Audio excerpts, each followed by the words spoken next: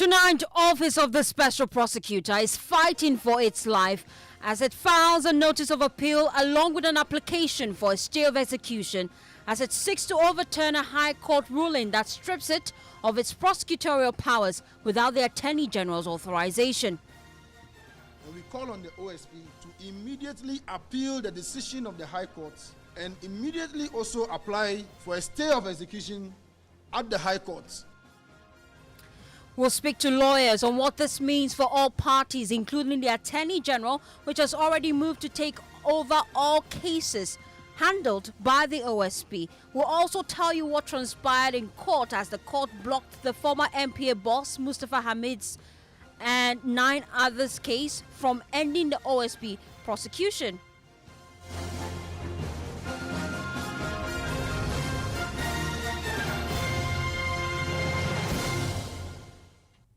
Thanks for choosing us. Well, tonight, the Office of the Special Prosecutor has filed for an appeal after a High Court ruled it cannot prosecute cases without the Attorney General's authorization. The court held that under Article 88, only the AG holds prosecutorial powers, though it may be delegated. It directed the AG to take over all the OSP cases, a process that is already underway. The minority in Parliament wants the Supreme Court to quash the cases against the OSP, calling the legal challenges a, quote, calculated political agenda, unquote, to weaken the Office of the Special Prosecutor. The Deputy Ranking Member, Al-Hassan Tampoli, told journalists the cases are flawed and politically motivated, linking them to December 2025 arrest of lawyer Martin Pebu. The High Court ruling must be immediately challenged and stayed, and we call on the OSP to immediately appeal the decision of the High Court and immediately also apply for a stay of execution at the High Court. And we dare also add that he must also proceed to the Supreme Court with a writ of certiorari to quash the decision of the High Court. 2, we call on the Supreme Court to expedite its determination in Adamte versus the Attorney General. The Supreme Court question must be resolved definitely and authoritatively by the courts alone, by the court that alone has jurisdiction to resolve it. Well, the minority maintains that the legal actions are part of a coordinated effort to undermine the Office of the Special Prosecutor. 3rd December, Martin Pebu was detained and subsequently released.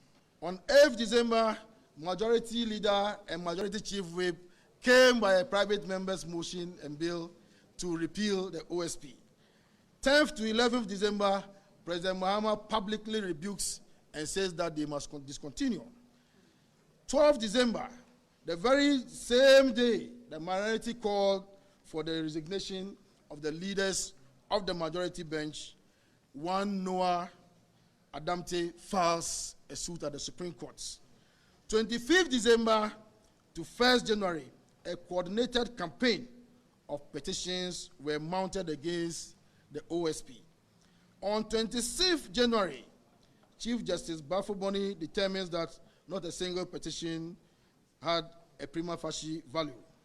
27th January, the Supreme Court dismisses the OSP's application to be joined as a party to the Adamte suit. On 8th April, Attorney General files submission at the Supreme Court siding with the plaintiff Adamte.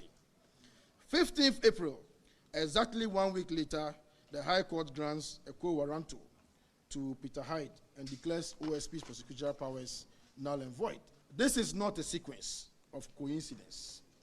It is a campaign, and the minority names it as such. Meanwhile, a coalition of 12 CSOs, they have charged the Office of the Special Prosecutor to seek a stay of execution and a squash of the orders of the High Court, which they have already done. In fact, they're actually in court.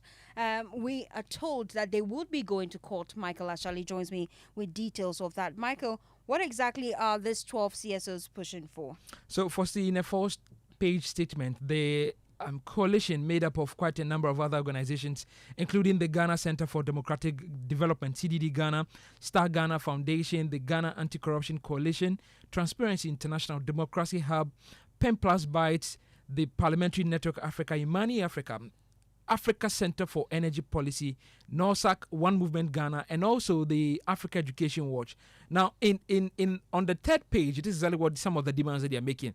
They insist that the OSP Act 2017 was established lawfully and in accordance with the 1992 Constitution of Ghana, and that the Special Prosecutor's power was drawn from the Article 88, Clause 4 of the Constitution and consistent with many other statutes delegating the AG powers of prosecution to other agencies to prosecute in many forms. They firmly disagree with the Audit Attorney General and the NDC government's position on the Noah Adamte versus AG case before the Supreme Court, and that they have therefore authorized their lawyers, which is Merton and Everett, to apply to the Supreme Court as an amicus to enable them to submit a brief in support of the constitutionality of Article 959 for stay. And I can see that they are also backing the creation of an independent public prosecutor to fight corruption. They have authorized their lawyers to apply to the Supreme Court an amicus curiae. What exactly are they hoping to achieve with this? Well, firstly, we know that an amicus is to beg the Supreme Court to actually be a party to the case or to submit some documents they think that will be of interest to this particular case. It is yet to remain whether what the Supreme Court's ruling will be in regards to this amicus. But the group, we know that is also saying that, well, they find the judgment of the High Court ultra virus as the matter is before the Supreme Court and the orders contradictory and unhelpful. They expect the OSP to seek to stay and quash the orders so the Supreme Court can address the matter. And then finally, they tell us that it is time to complete the process as a country that we started since 2004, all the way has led to the creation of the OSP. And now that that particular section of the law is being fought, they are asking the OSP to do more about it and also asking government to solidify that particular law and make it an entrenched position in the Constitution for stay.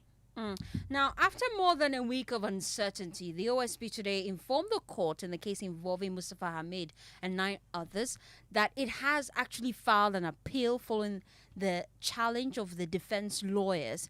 The court subsequently adjourned the case to April after the OSP presented proof of an appeal. But the question we're asking tonight on Top Story is, what does this really mean for the High Court orders? And what does it mean for the Attorney General, especially now that he's moving to take over cases from the OSP?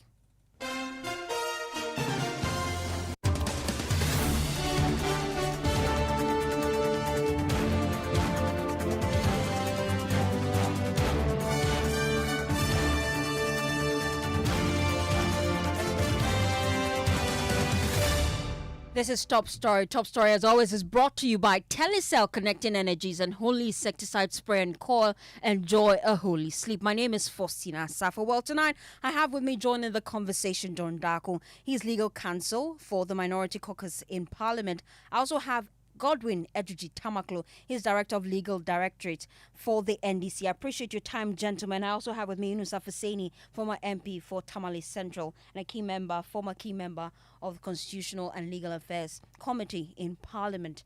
Well, let me start with you, John Darko, because the minority, you held a news conference today. You allege that there's a grand scheme to weaken the office of the OSP. Why exactly?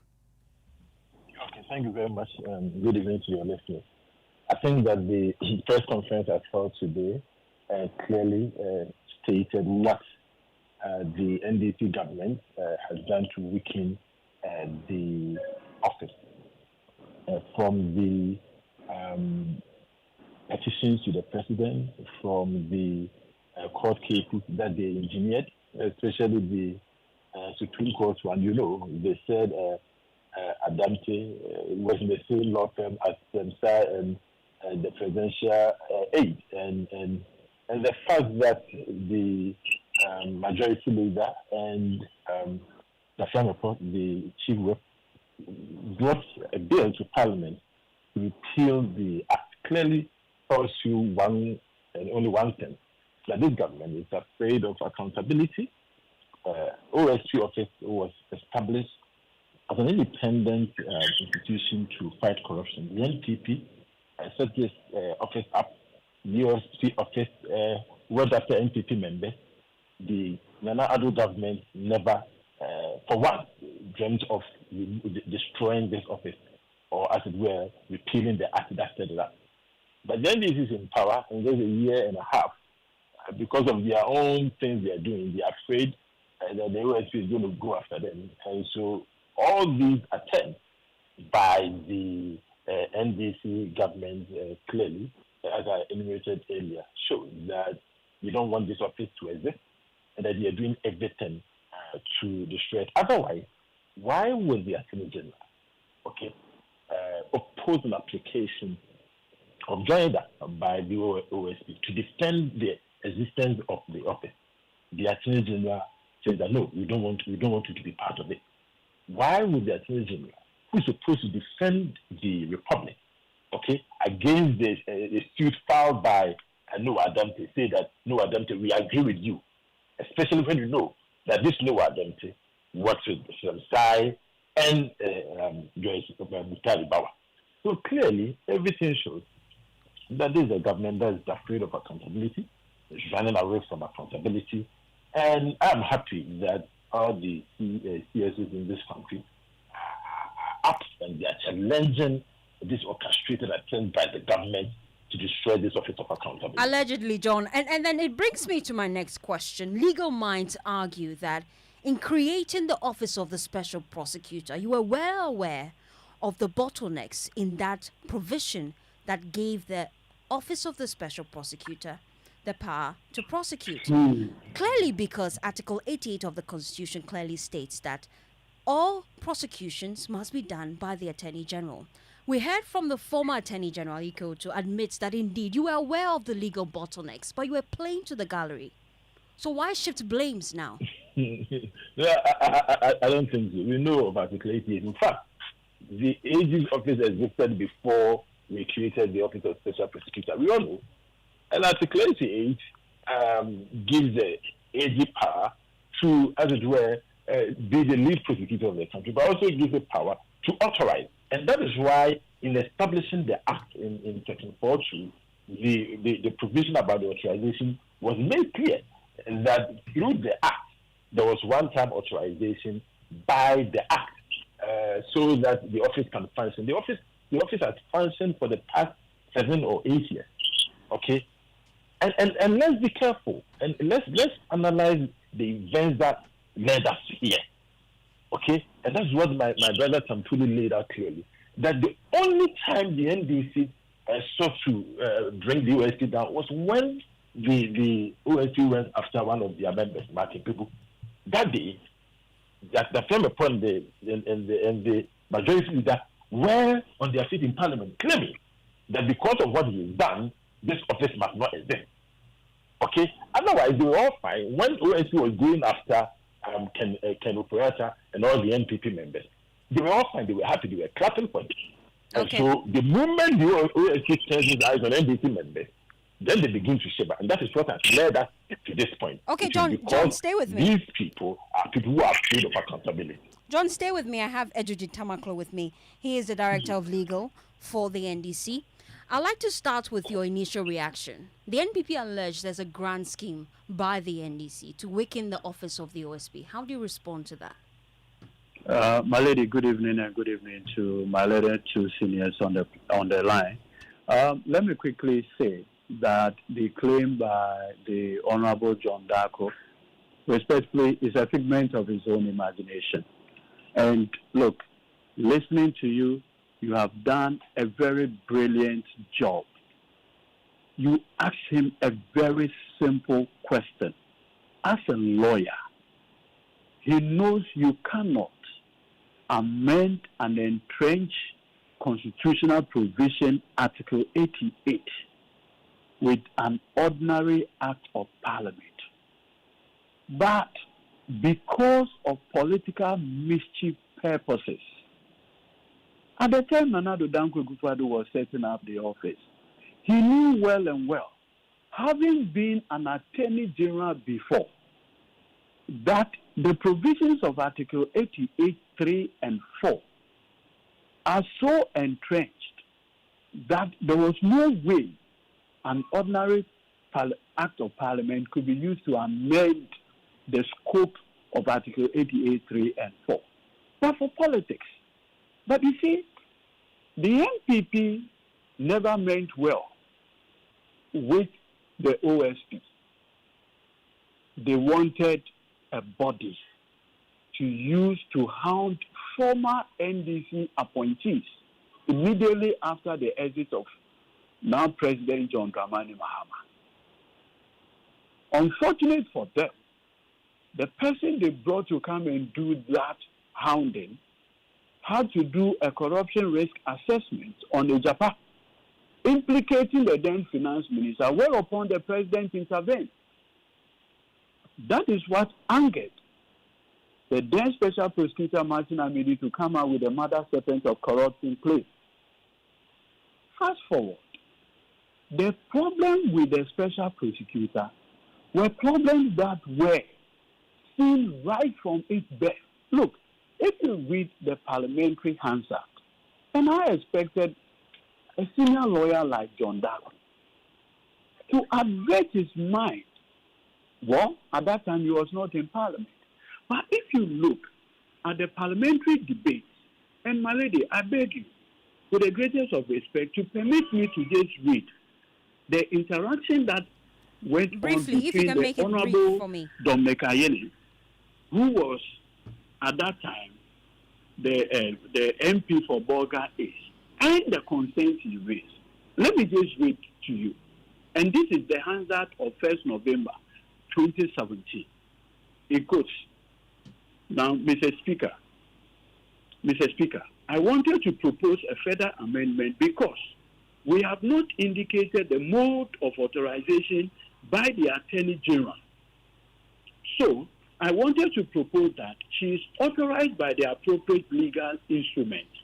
Then Speaker Okwe asks, where appropriate legal process of authorization means what? Then Dr. Aine comes in. Mr. Speaker, for instance, she could do so by a constitutional instrument or by a legislative instrument where it will spell out clearly what the jurisdiction of the Office of Special Prosecutor is. November 1st, 2017. At that time, he, John Darko, was practicing law. He didn't have the benefit of contributing to the debate. So the point is? The point is, all these matters were envisaged. They were seen. But you see, at that time, if you read the Hansard of 26 October 2017, the U.S. Embassy were putting pressure on the government. It's in the Hansard of 26 October 2017. But let the record reflect. Okay. The NDC in its manifesto 2024 clearly made its point that will strengthen the Office of Special Prosecutor. In fact, upon assumption of office, President John Dramani Mahama has shown that commitment. If you recall, when the brouhaha started even last year, President Mahama came out boldly to say that as President of the Republic, he believes that the OSP should be permitted enough time to justify why they should continue to exist. He is the leader of the NDC, he is the President of the Republic. Okay. In fact, if you recall further, when the two NDC MPs brought the private member motion, the General Secretary of the NDC, the Honorable Fifi Kweti, came out and said, look, such a decision could not have been taken without consulting the broader party. Okay. And so it is completely mischievous for the Honorable John Darko, respectfully, to say that the NDC is against the existence of the Office of the Special. You never set the office right. And that is what has continued with the office years after it. Edwige, stay with me. Stay with me, and I'll also bring in John Darko to respond to your concerns. But there's another strand to the story. We know that the Office of the Special Prosecutor, they are fighting for their life as we speak. They filed a notice of appeal along with an application for stay of execution. And the big question on my mind right now is what this actually means for all parties involved in the case, especially because we know that the Attorney General told us they are acting based on the High Court's order to move to take over the cases being handled by the OSP. Fostina is with me. He is former MP for Tamale Central, a lawyer himself, and also a former member of the Constitutional and Legal Affairs Committee in Parliament. I want to understand what this will actually mean when they file a notice of appeal and an application for a stay of execution. What then happens next? Well, firstly, if you had told me that my director of legal would be on the program, I would have advised myself. Because I can't contradict my director of legal. Of course, no, but there's another strand to the story. We just want to understand what is happening and what is playing out in court. Break it down for us. Well, so a decision of a high court is now the subject matter of discussions within the OSP and the parties that went to court. The party that went to court to try to stop the OSP from prosecuting on grounds that they didn't have express authorization from the Attorney General. Now, the court upheld their claim that they didn't have a fiat, and so said that the Special Prosecutor lacked authority to prosecute in its own name. But now that they filed an application, that was the government of the claim. Yes. Now the Special Prosecutor has indicated that it will appeal against the decision of the court, and when you appeal against the decision of the High Court, that doesn't operate as a stay of execution. You need to couple the application. If you really want the judgment to be stayed, you need to file a stay of execution. So we're told that he filed a notice of appeal along with an application for a stay of execution. So what then happens to the cases? Because they have filed a judgment, an appeal against the judgment of the court at the Court of Appeal, and filed a stay of execution before the court that gave the decision, the court will respect the processes, and the parties will respect the processes, and no execution can take place until the stay of execution is disposed of. So it means the Attorney General cannot go on to take over the cases being handled by the OSP. Is that the case? No. The Attorney General would respect the decision. The process is filed in court, and so will not take a step that will overreach the decision of the court if the stay of execution is granted. Let me bring in Edwige Tamaklo again and John Darko as we wrap up the conversation. We told you earlier that there are also a coalition of 12 CSOs, and they are actually pushing that moving forward we should allow the creation of an independent public prosecutor to fight corruption. They have also contacted and authorized their lawyers, which is, by the way, Oliver Bakavamawo, to apply to the Supreme Court an amicus curiae, we're told, to support the constitutionality of the OSP Act. And so that is also happening and playing out side by side. But let me wrap up the conversation with John Darko and Edwige Tamaklo. John, you've heard the defense given by the Director of Legal for the NDC. What's your response?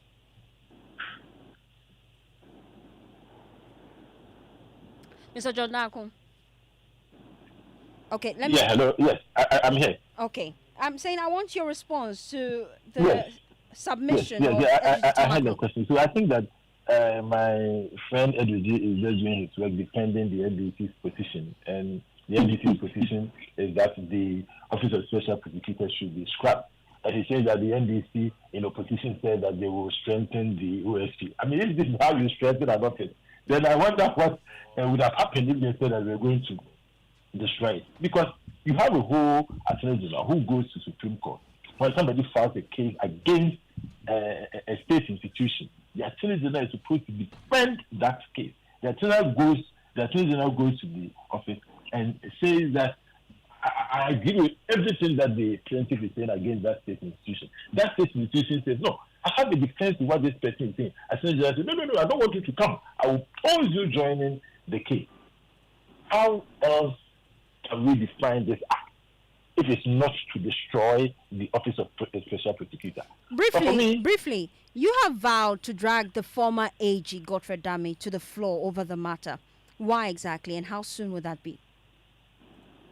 Well, I mean, we are Ghanaians, and we not dragging per se. We want also to come and explain the position of the matter to the people of Ghana.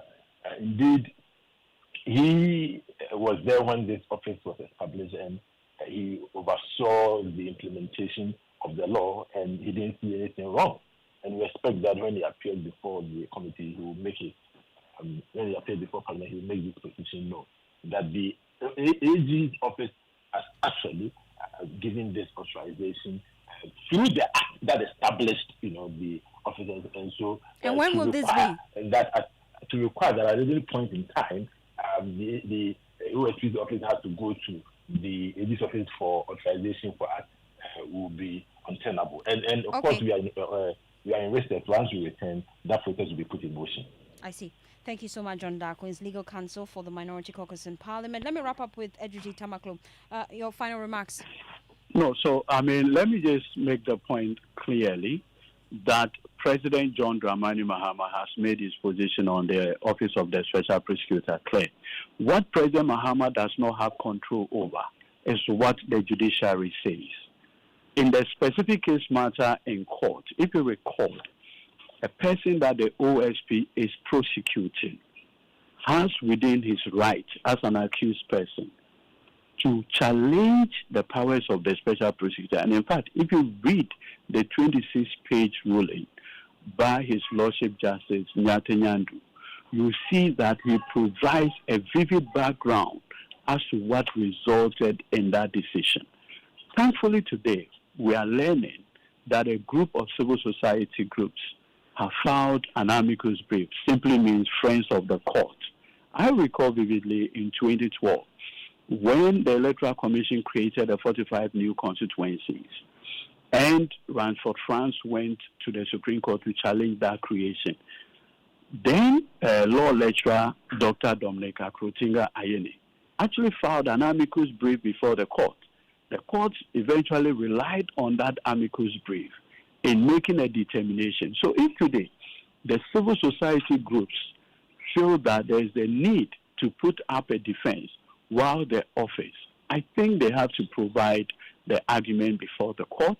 The justices of the Supreme Court have the skill set to make a determination to that effect. Let me conclude by saying that to the extent that we need to fight corruption, the OSP is to complement the effort of the Attorney General. That, for me, is my understanding. As we speak currently, relative to ORA, the Attorney General of the Republic is in court on the National Signal Bureau case. He's in court in respect of the National Service case, the buffer store case. So clearly, the Attorney General is doing what he has to do and what the law permits him to do. So let nobody throw that into the eyes of Ghanaians. Thank you so much for your time here on Top Story. My name is Fostina Sarfo. Up next is Newsnight. Tonight, Ghana Audit Service tackles back legal threat. A senior civil servant, Frank Oliver, for those lawyers by the full estate, published alleged false information without proper verification.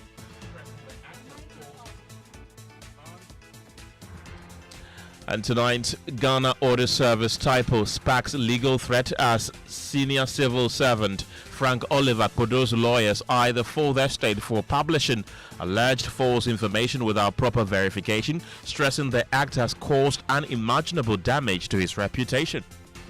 Specifically in respect of the media house that published the post, at this point we are considering legal action very, very seriously against the fourth estate.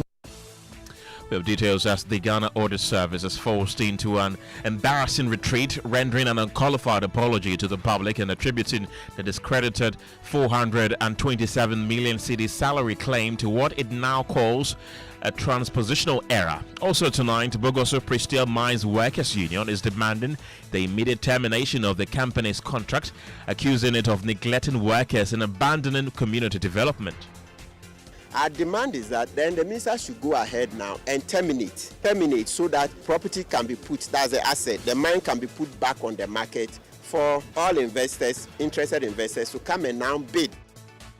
The union and the Catchment Bogoso-Pristia Alliance say tensions are escalating and court action is on the table.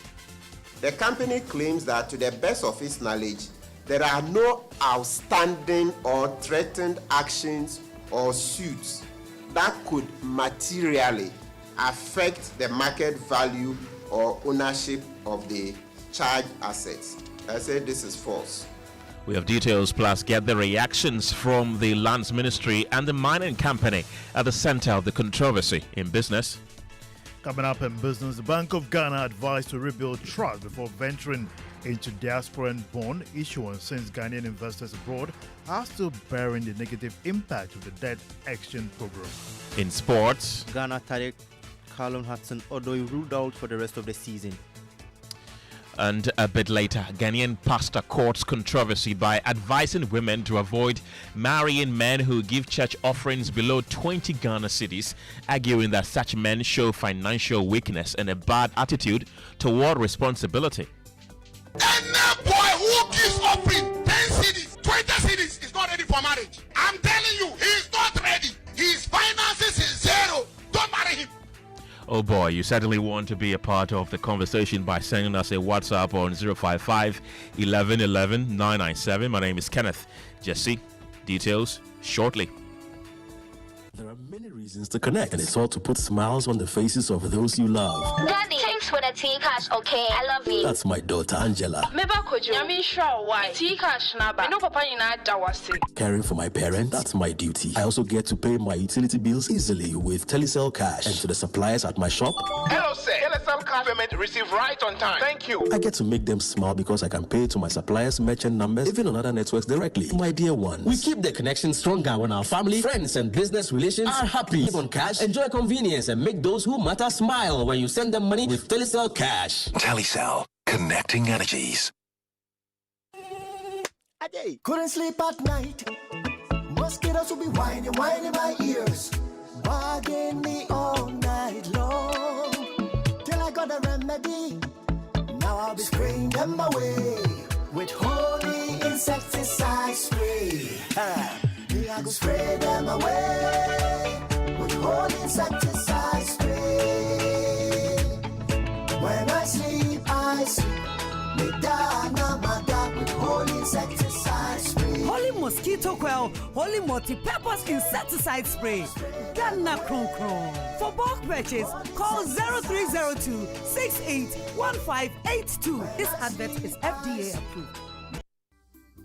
Did you know that Ghana's Children's Act, Section 91, clearly says, no person shall engage a child in exploitative labor. That means children must not be made to do work that deprives them of their education, health, or development. Hazardous work? That is not allowed. Working in stone quarries, carrying heavy loads as kayaye, hawking on busy streets in the scorching sun, being used as domestic servants in homes, or diving into dangerous waters to untangle nets, rowing canoes for hours under the hot sun, and working all day without food or rest.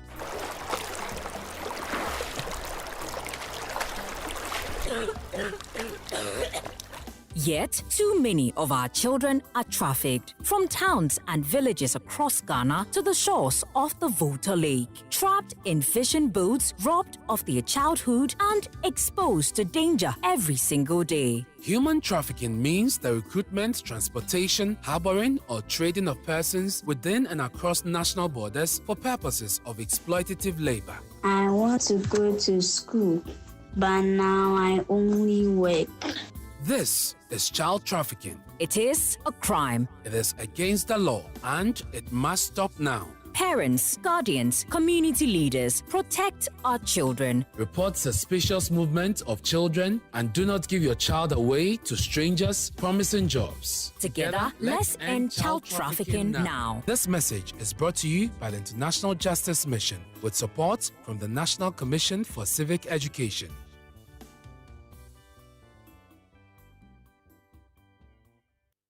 Accra, Ghana, get ready for a spectacular night. International Armor Fest 2026. Saturday, 2nd May, Alliance Francaise, 6 p.m. sharp. Hosted by the Amsterdam-based Ghanaian music sensation Berima Amo. Celebrated for blending high life with international sounds. And wait, the legendary playwright Uncle White will be presenting a play so real you might just see yourself in them at this year's Armor Fest. Featuring performances by Martha Appiah from Italy, Pedro Castellins from Brazil, Rudy Ray from Canada, Lamisi from Ghana, and many more surprises. The Urban Groove Band from Zen Gardens will be crowning the night with an electrifying after party at Alliance Francaise. Master of Ceremony, KMJ, the royal host. Save the date, Saturday, 2nd May, 6 p.m. sharp. Purchase tickets with memo code *713 *33 *932# or online at eagleTickets.com. See you at International Armor Fest. Ethiopian Airlines is returning to Atlanta starting from May 21st, 2026. You can enjoy seamless connections between Accra and Atlanta via our hub in Addis Ababa. Our thrice weekly flights, modern aircraft, and award-winning hospitality will offer you the best options for travel to the US. Book your flight through our website or mobile app and enjoy our special fares. Ethiopian Airlines, a member of Star Alliance. Welcome to News 90. Also coming up tonight, renowned legal luminary Chikata declares period of worst judicial manipulation in Ghana's history now over as he charges judiciary to rise above reproach. She had been told that, and she'd been told from very dependable quarters, that she should not allow me to eat in the prison because there could be, I think, some of the worst excesses of, the judiciary clearly being manipulated. Some of those worst excesses are behind us, fortunately.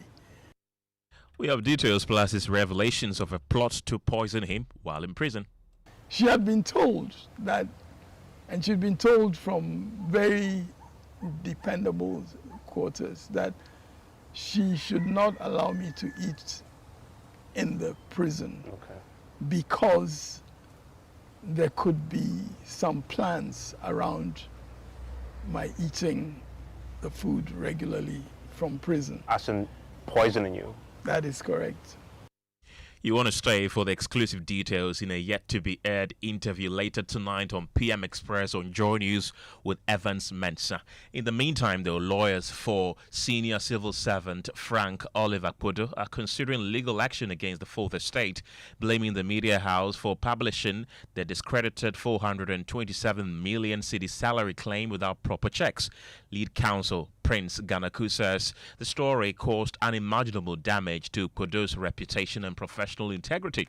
Speaking on the polls earlier today, the lawyer said while Mr. Podo hasn't given final approval, legal action is firmly on the table. And this comes after the Audit Service made an embarrassing U-turn, apologizing to the public and admitting the 427 million Ghana cedi figure was a data entry error. The Fourth Estate's investigation had flagged Podo for allegedly receiving the unearned salaries between January 2023 and June 2025, as reported by the Audit Service. All you have to do is, if you go on social media, you take the platform formerly known as Twitter, for example, and you go through the quote tweets and the replies to the Fourth Estate's original post, you can see literally people calling for my client's death. And people castigating him as a greedy, corrupt person, as a symptom of everything that is wrong with this country. So there's absolutely, and this is just one platform. This is not counting those who have taken screenshots and shared it across the world. This is not counting every time that he goes somewhere or he applies to some program, they run a Google search on him and this comes up. So you cannot deny the existence of the reputational harm. Legal action has been discussed specifically in respect of the media house that published the post. Yes, we are definitely considering media action. I guess I'll have to wait for his final instructions, but yes, at this point we are considering legal action very, very seriously against the Fourth Estate. Well, he further called on the Ghana Audit Service to tighten its processes, warning that such errors, especially on matters of public accountability, can have devastating consequences on individuals' reputations. For the Ghana Audit Service, I mean, obviously they know that they have to do better. I love the fact that they have come out to apologize. Like I said, it doesn't erase what has happened, but it has ensured that further harm is not done. So they have taken accountability. The Controller and Auditor General came out to say that no, this thing is not true and this person could not have done what he's being accused of. That is the first step. It's not something that we usually see in this country. So for me, that is the first step. And obviously they have to do better. We've also been hearing from the former chairman of Public Accounts Committee in Parliament, James Kluche-Aveji, who says the fourth estate ought to have exercised restraint, allowing the document to be duly validated by Parliament or subjected to thorough verification before proceeding with their publication. Individuals, especially media houses, jump on the report and start publishing content of the report. That is why we have a challenge. In fact, if this report had gone to Public Accounts Committee, what I did in the past was that before the Public Accounts Committee starts sitting in public, the committee will have a session with the Auditor General. For the Auditor General to give reason behind this recommendation and finding. For the members of the committee appreciate the content of the document before we go public. This issue that we detected at that sitting or that meeting with the Auditor General, and then the issue would have been well explained to the committee. The fourth estate should have exercised a little bit of patience and do further work. Verify from the Auditor General, verify from the Controller and Accountant General. If to confirm those figures, if the Auditor General confirms the figure that yes, that figure it is true, is the correct figure, then you can go ahead and do it. I'm not sure that the fourth estate have done that. If they have done that, you will have published the report that will tarnish the image of this person. That's James Kluche-Aveji. He's the former chairman of Public Accounts Committee in Parliament. We will be getting more clarity on this, but before we do that, though, my colleague Caleb Ziblem of our research desk is joining me in studio on the broader implications of this development. Caleb, help us understand. The Auditor General is attributing this over 400 million cedi figure to what they call a transpositional error. Break this down for us. Yes, Ken. So we know that a transpositional error, in this strict sense, is when digits within a number are swapped. So, for instance, if you want to write, say, 21, you mistakenly write 12. So you switch the digits. Instead of 2-1, you do a 1-2. So that's what we call a transpositional error. But then what we are seeing here is not the case, because when you compare the Auditor General's original list with the revised version that was issued in the apology, the issue is not about swapped digits. It's more that the figures were wrongly placed in different rows and assigned to the wrong ministries. So the numbers themselves may be correct, but then they were misallocated across the table. And then in this specific case, an amount that should have been attributed to the Education Ministry appears to have been assigned to the Defense Ministry. So instead of 422,000 cedis, it was reported that 427 million cedis for Defense Ministry. And then this is not an isolated case. In fact, if you go through the entire list, the original list that was published versus the new list that was issued in the apology, almost all the figures in there are wrong. And then they show that some, if you go through the audit reports, majority of the figures there are wrong. So, and strictly speaking, this was not a transpositional error. It was more of misposting or data misallocation, where figures were assigned to the wrong entities. Caleb Ziblem, thank you very much. Kay Kujo is an associate with Imani Africa. He's joining me on the telephone line for more on this. So Kay, welcome to the program. I'll pick your thoughts briefly on the threat to sue Fourth Estate for all this brouhaha. But first of all, what do you make of this backtrack from the Auditor General that it was a transpositional error? Good evening to your listeners and your viewers as well. In fact, for Imani, the matter is a bit disturbing to us If you look at the report from the Auditor General and then the Audit Service, you realize what could have informed such a mistake. This is a grave mistake. And unfortunately, it is tied to the reputation of a civil servant. So it becomes an issue of high sensitivity. That is my first thoughts on the matter. Yeah. And what does this development say about the balance between investigative journalism and the responsibility of accuracy? Would you say the Fourth Estate has crossed a line here?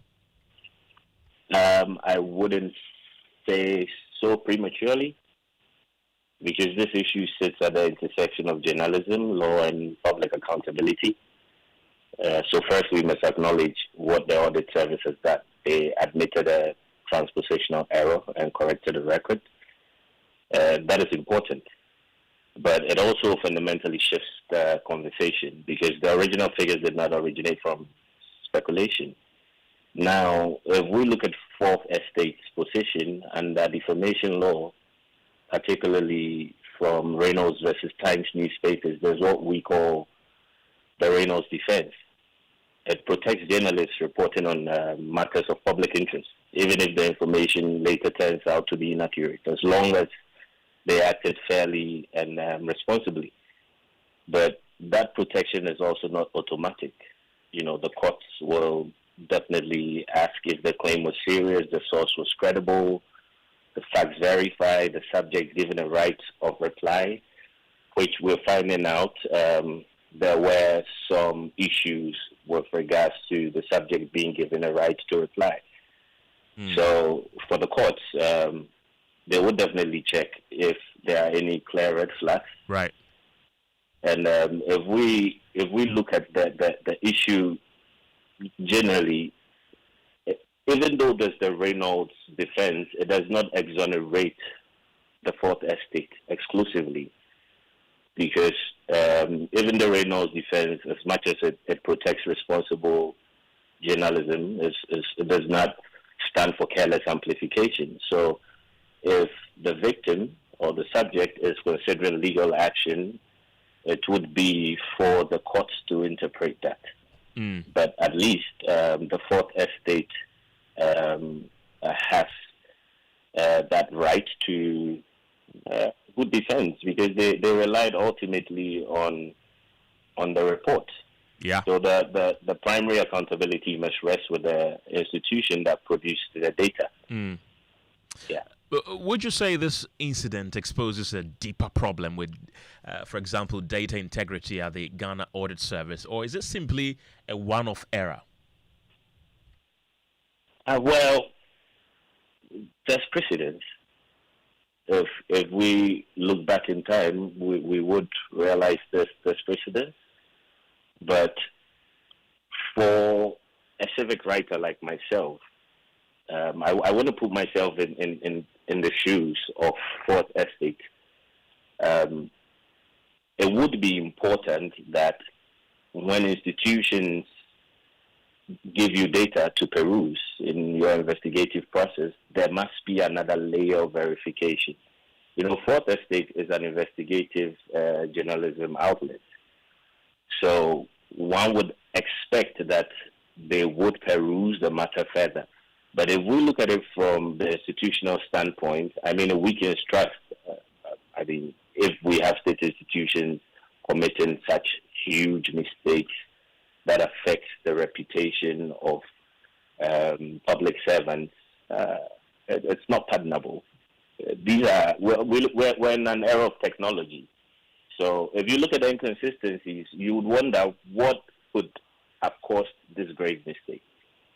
So for Imani, we think the issue rests with institutions being more careful, more intentional, more deliberate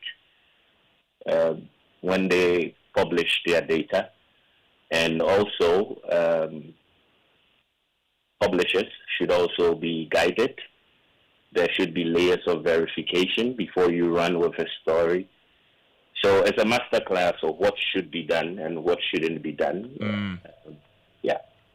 But one would say that thanks to Fourth Estate's expose, there's an admission that this was a transpositional error that has been admitted by the Ghana Audit Service. But can you just imagine the number of errors that are happening there that we are yet to come to terms with?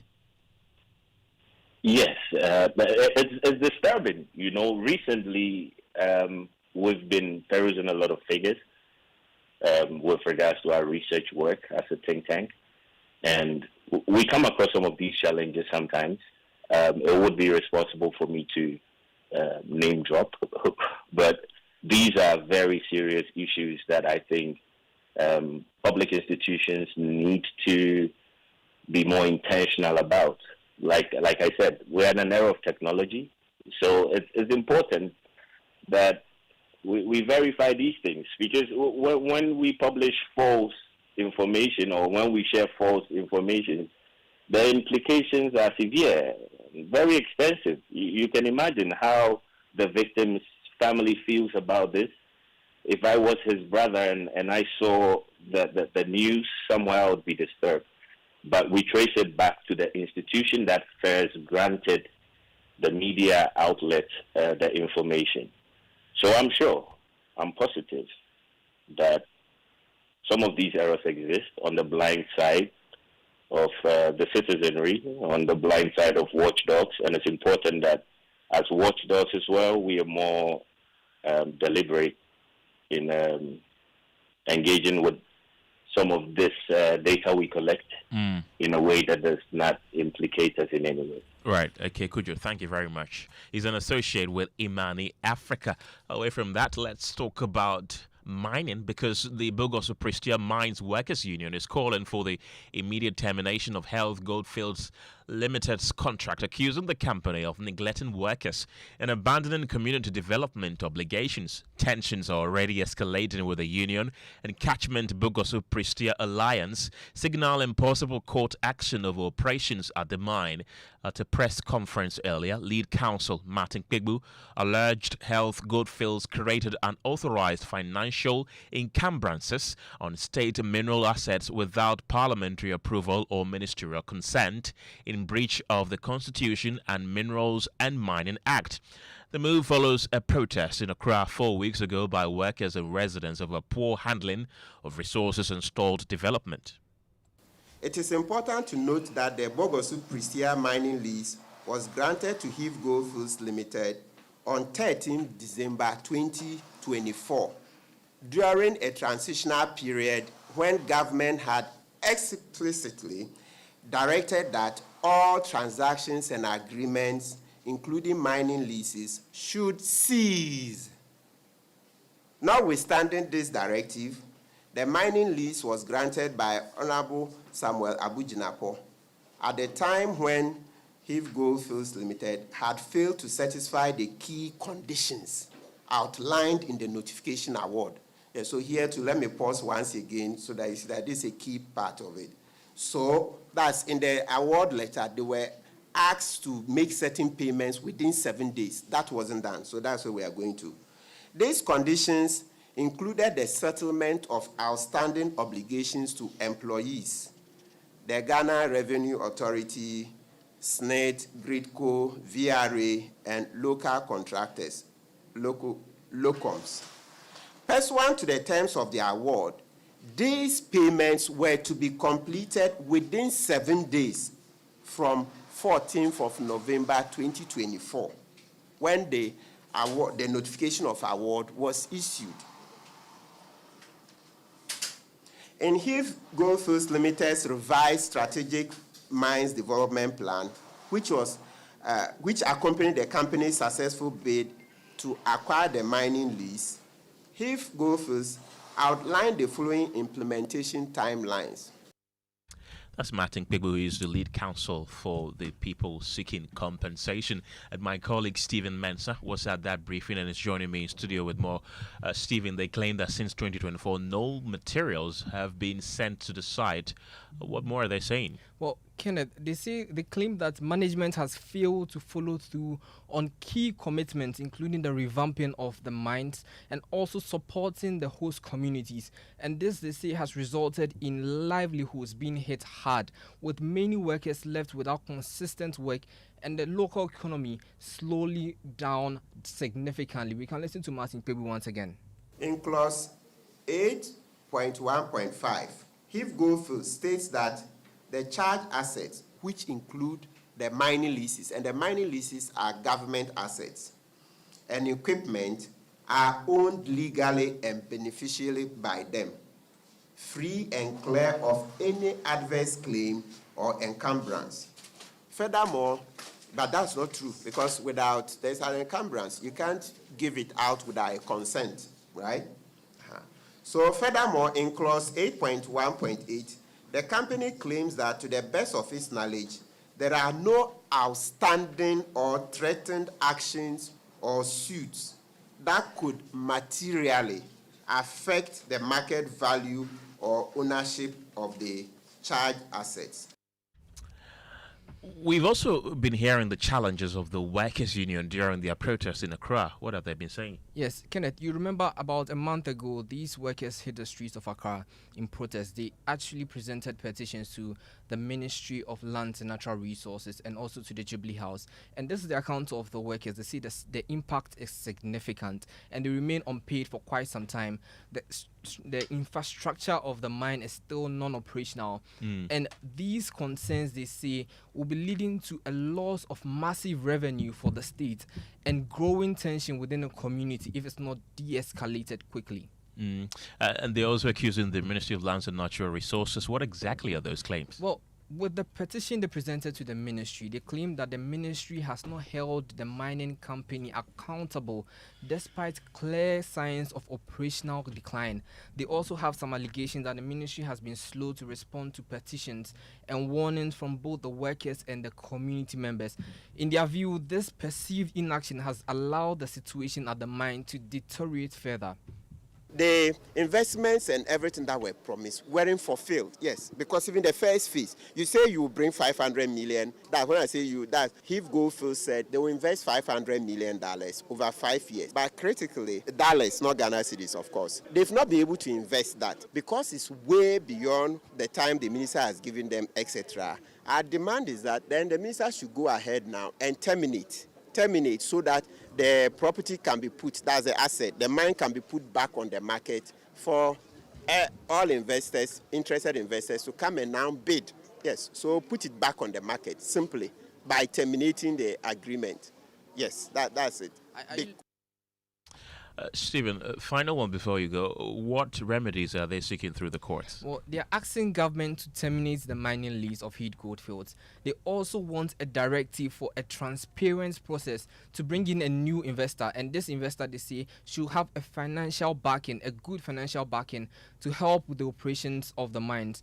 Additionally, they are also asking for accountability for what is described as financial and contractual breaches, including any decisions that may have exposed assets to risk. And we are past that. The 150 million was required to have been spent by the end of 2025. We're in 2026. It's gone. So it's too late in the day. Nothing can be done. And if you see, and I keep saying that, if you look at what has been disbursed so far, it's far lower. The expenditure, it's about 23.7 million out of the required 150 million. It's way too low. If they were above 100 million or around, even the community, nobody would have had time to come and do this press conference. Because with 100 million investment, a lot of things would have been going on. And these same people would have been busy working. You see, my clients, a lot of them came. Okay? Yes. So the Catchment Area Community Alliance. So you see that it's because there are no jobs, that's why they could come. If they were working, they would not even come. They would not even come and consult me for us to do any presser. Let's get onto the telephone lines right now. Martin Pebu is a private legal practitioner there who you heard a while ago. Pakwesi Shandov is the spokesperson of the Lands and Natural Resources Ministry. Gentlemen, thank you very much for your time this evening. I want to begin with you, Martin. What evidence do you have to support the plethora of allegations you've been making? By one, we have So on the matter of entering the debenture without the prior approval of the minister as required by Section 68 of the Minerals and Mining Act, we have copies of the debenture. We have copies, so we can forward to your producer right after this, so you can get copies to read that they signed an agreement with Trafigura. Okay, so they've mortgaged the mine without the prior approval of the minister, and this is a serious matter. Like we say in Chi, I mean, certainly, he's different.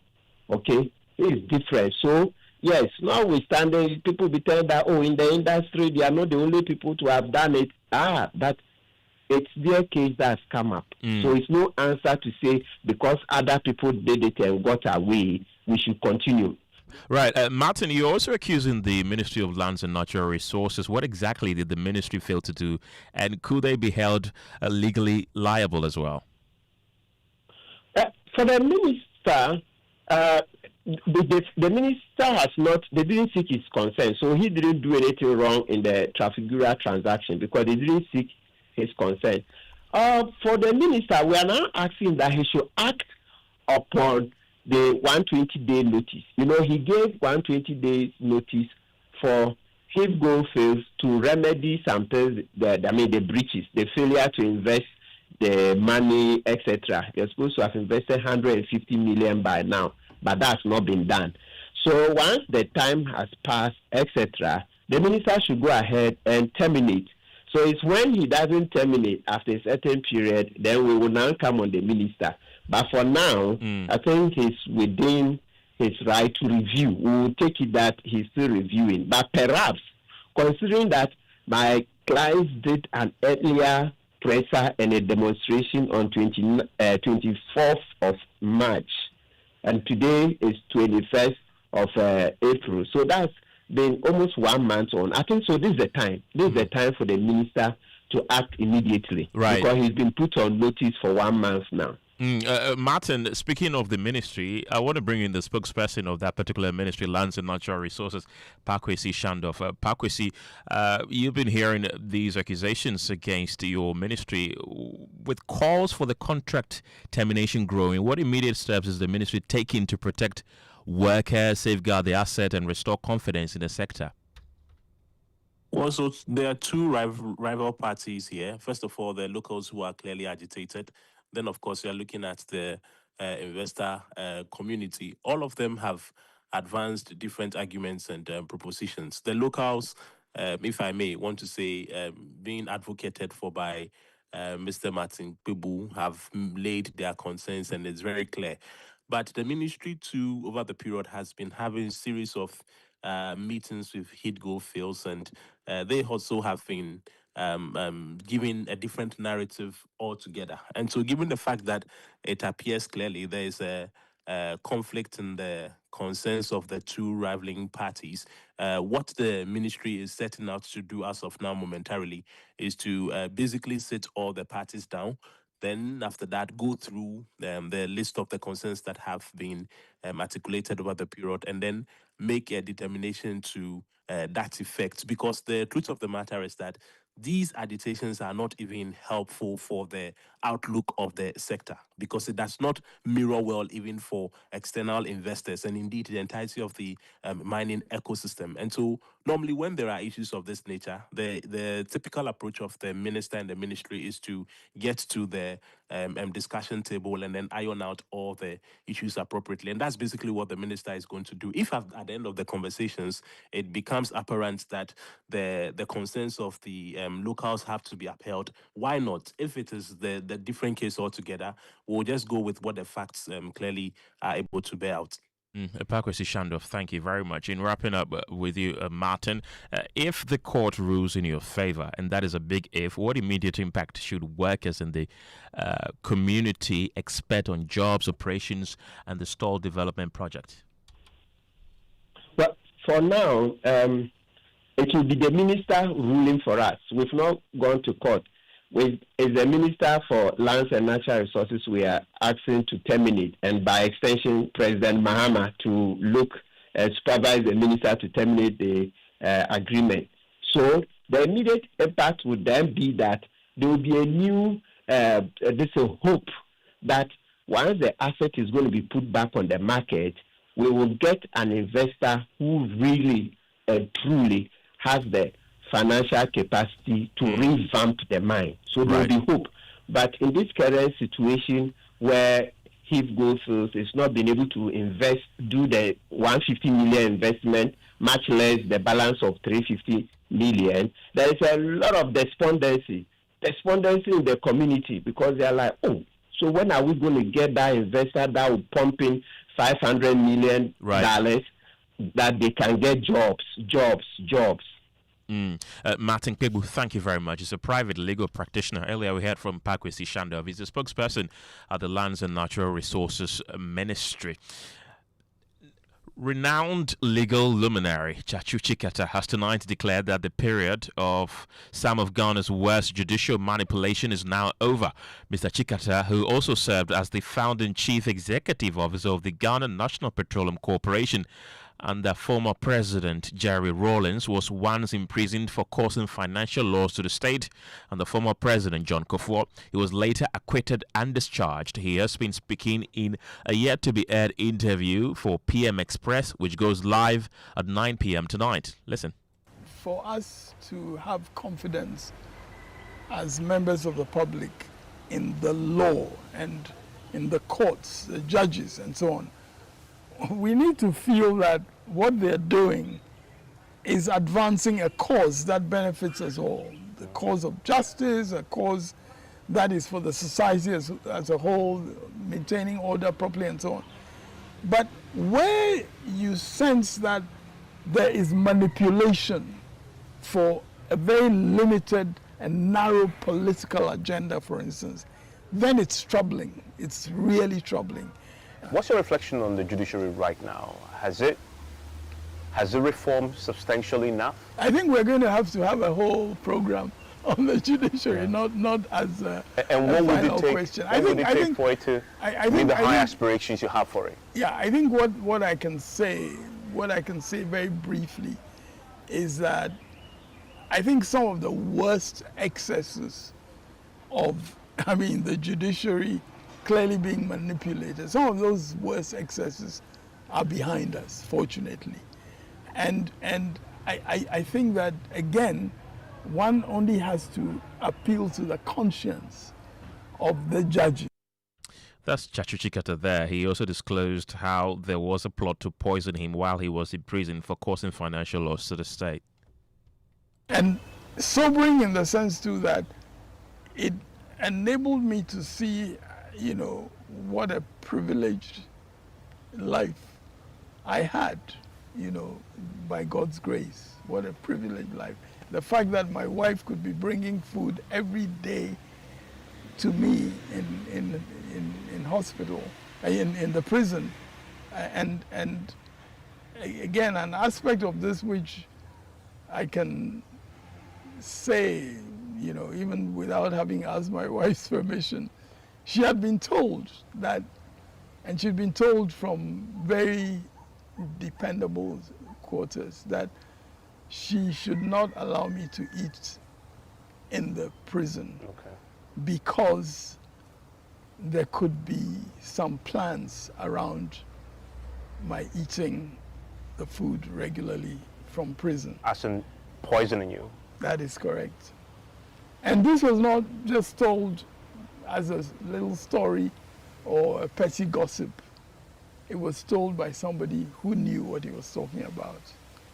And I'm very grateful to that person. I would not mention his name for reasons which in this country we should understand. I will never want to mention his name. So they not only persecute you, now they put you in jail and they wanted to kill you whilst there. That's what we were authoritatively told.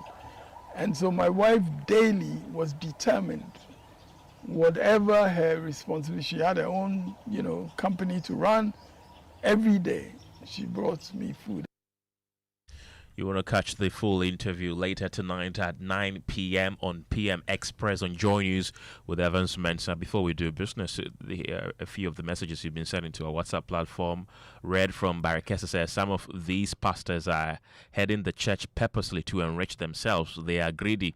Musa Abatua in Aswasi says being a civil society organization doesn't absolve you of responsibility to the very society you serve. The Fourth Estate must recognize that rushing to publish errors, especially from the audit, can cause serious reputational harm to innocent individuals. A little due diligence and proper cross-checking would have prevented such situations.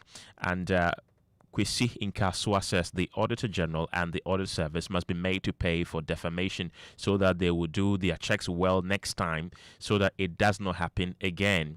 And also that pastor is a persona non grata. He is not fit and qualified to lead a church based on his assertion. There are more of your messages that we will be reading them later in the bulletin. Let's do business. Now, coming up in business, the Bank of Ghana advised to rebuild trust before venturing into diaspora and bond issuance since Ghanaian investors abroad are still bearing the negative impact of the debt exchange program.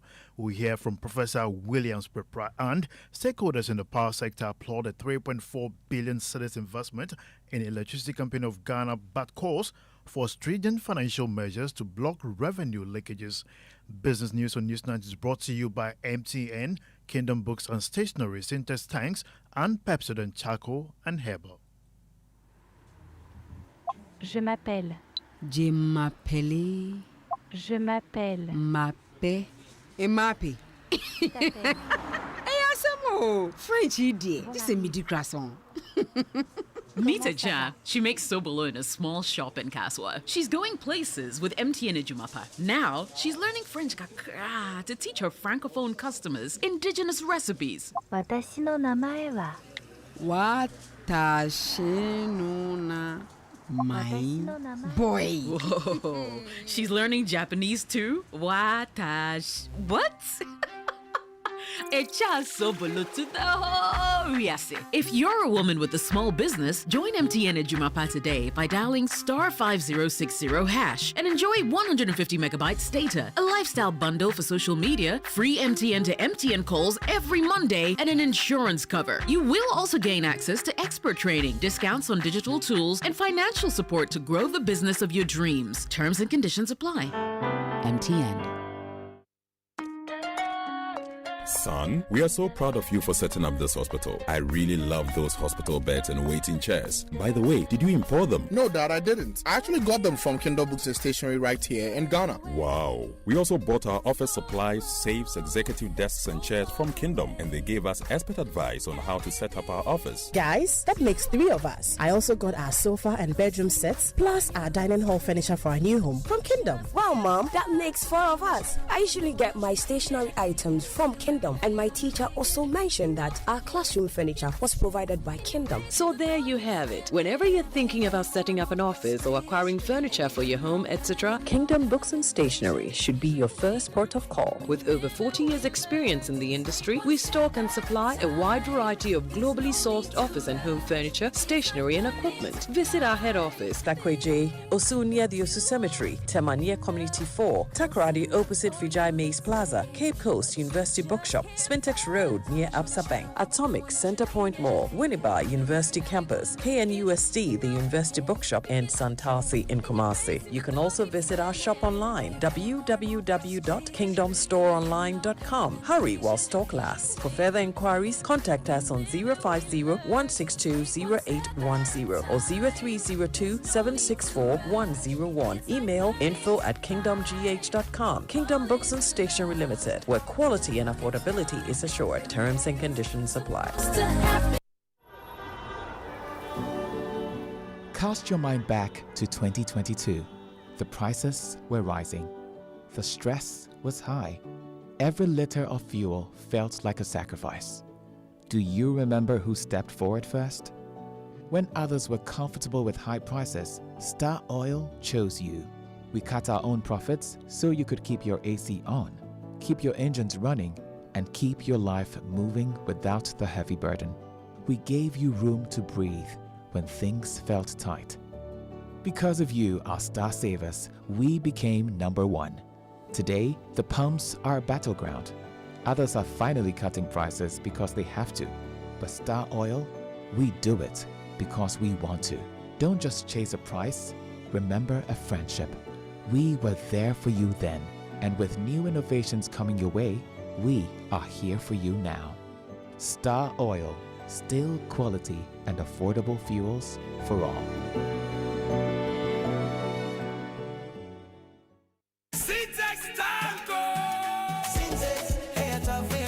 If you want quality, this be where you belong.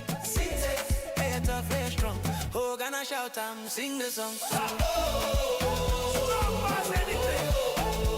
When the sun they hot, syntax no break. When the rain they fall, still no shake. Builders they choose and plumbers they prove. Any project you they start.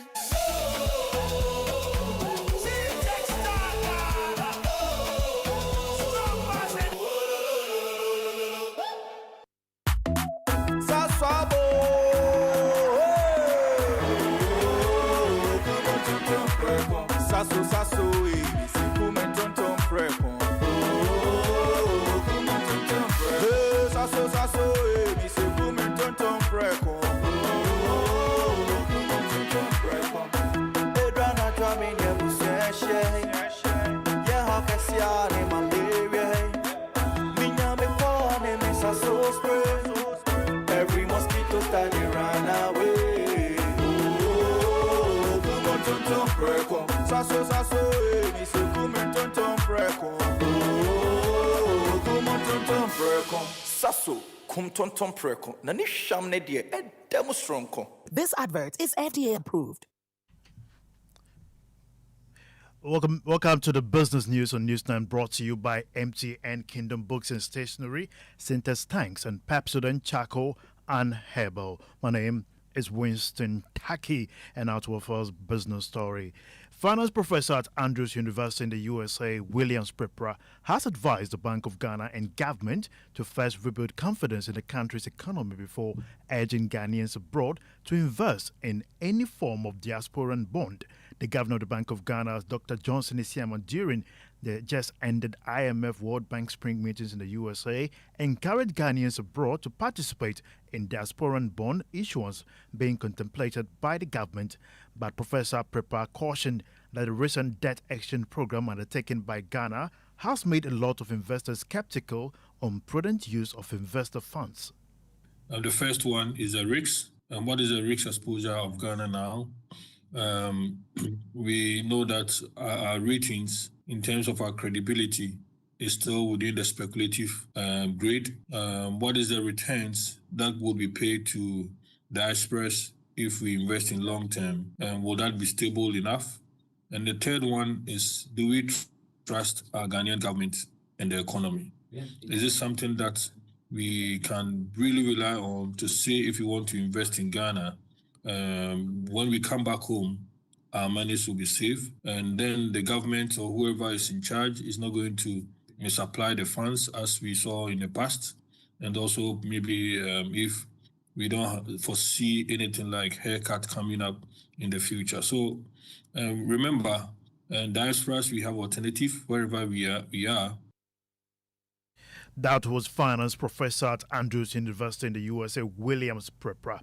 Now, moving on, Ghana's domestic debt increased modestly from 309.8 billion Ghana cedis to 333.8 billion Ghana cedis in December 2025, despite a reduction in the domestic debt to gross domestic product ratio.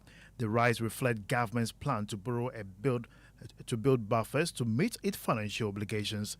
The next report has more.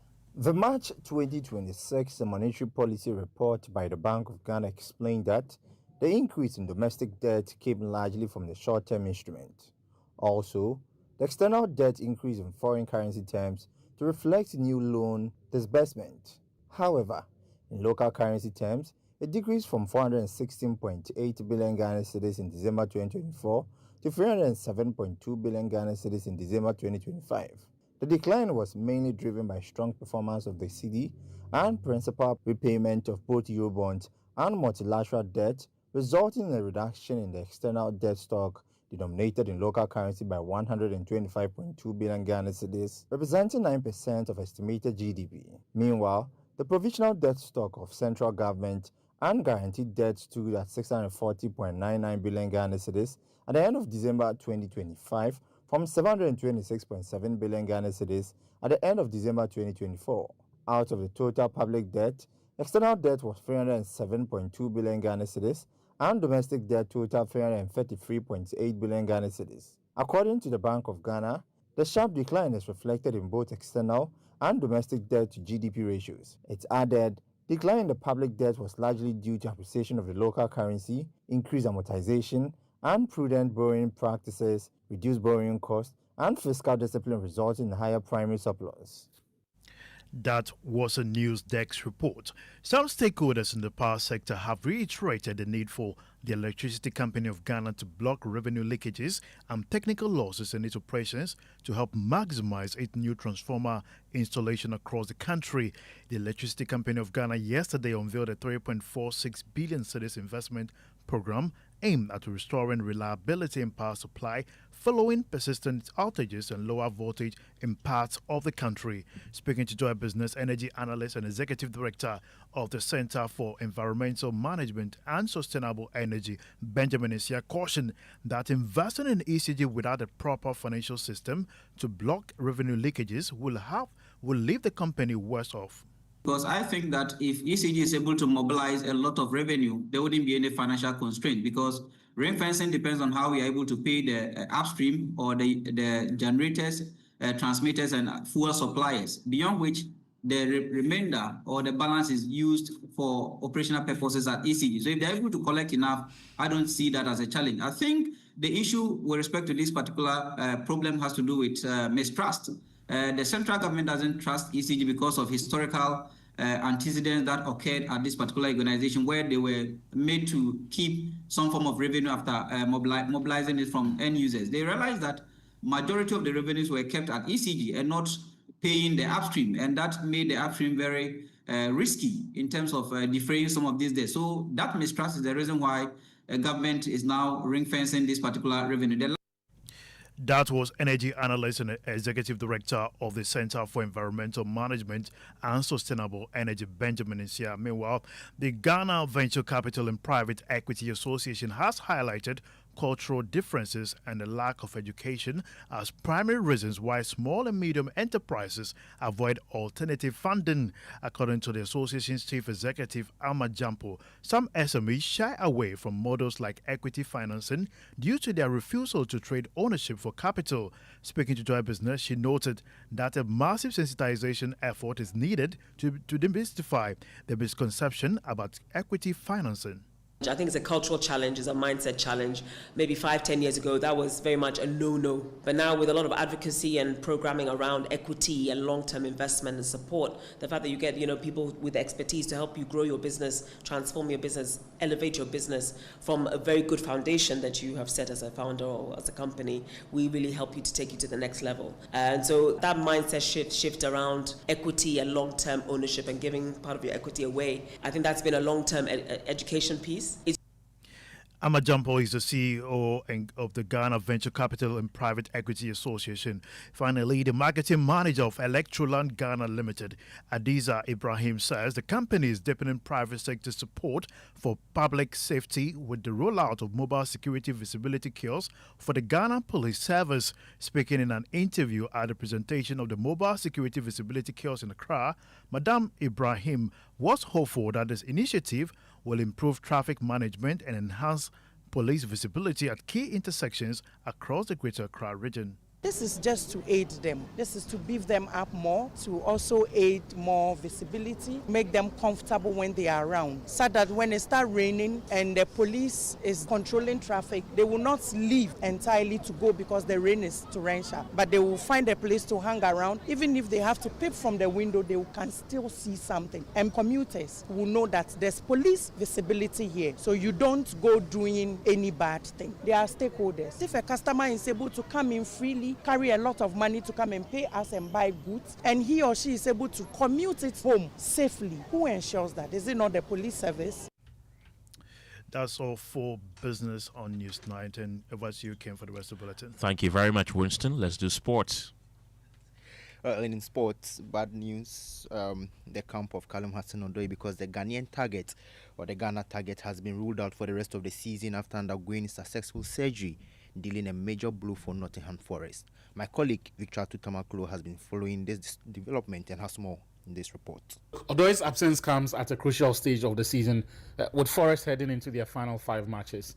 He's been a key figure in the attacking setup. If you watch their games in the Premier League and even in the Europa League, you realize that he's been a constant threat in wide areas.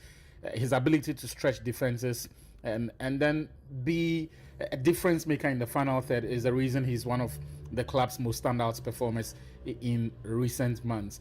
I mean, when he initially went off, it appeared it was a precautionary substitution against FC Porto, but now the subsequent checks have confirmed that it's a significant setback, and that perhaps explains the emotional reaction he gave at the time of his substitution during the match.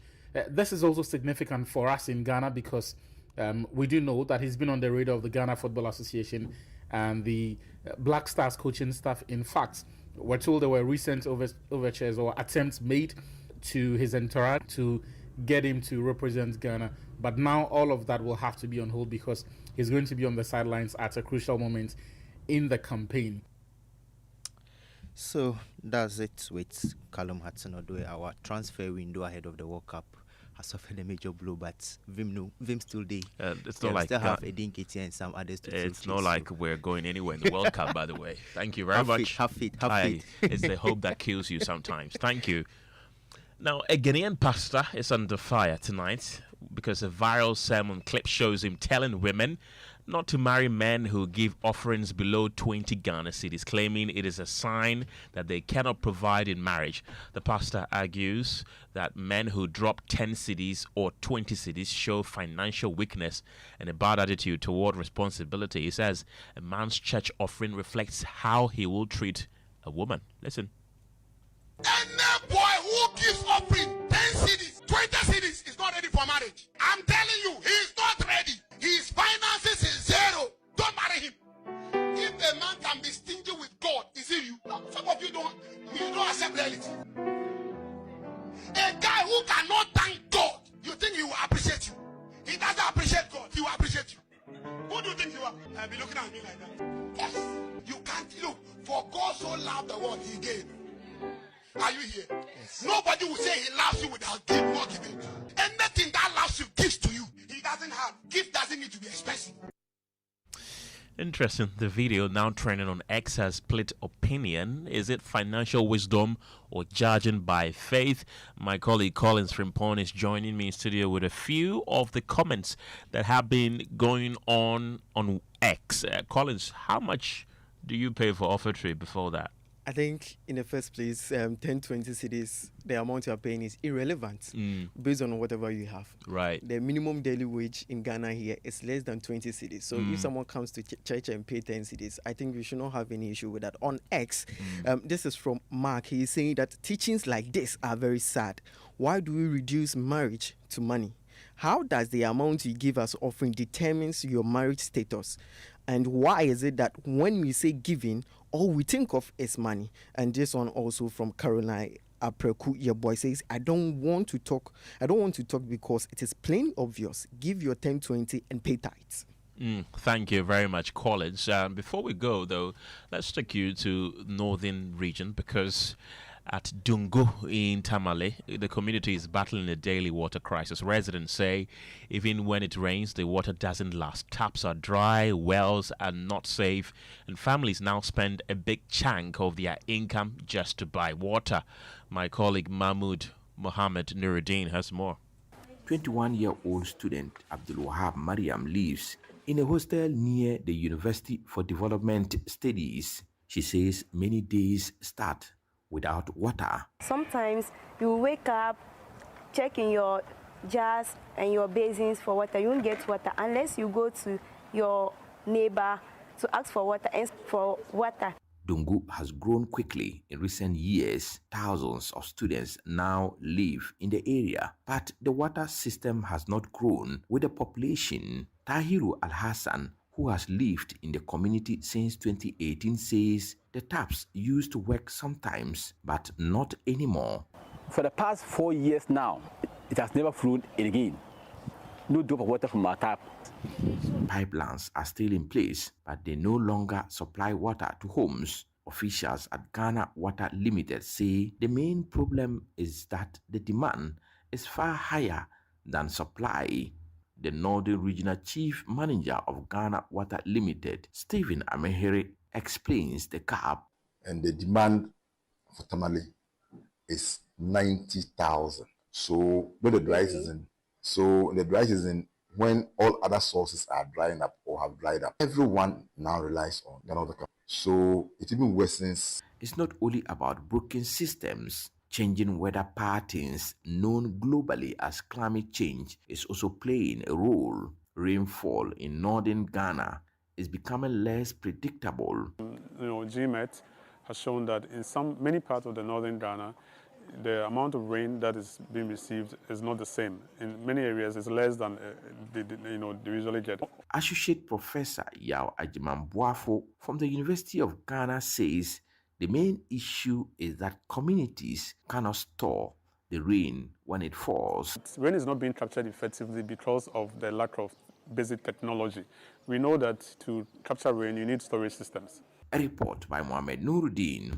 This story is brought to you by Joy News in partnership with CDKN Ghana, University of Ghana Center for Climate Change and Sustainability Studies, with funding from Claire R4I Opportunities Fund.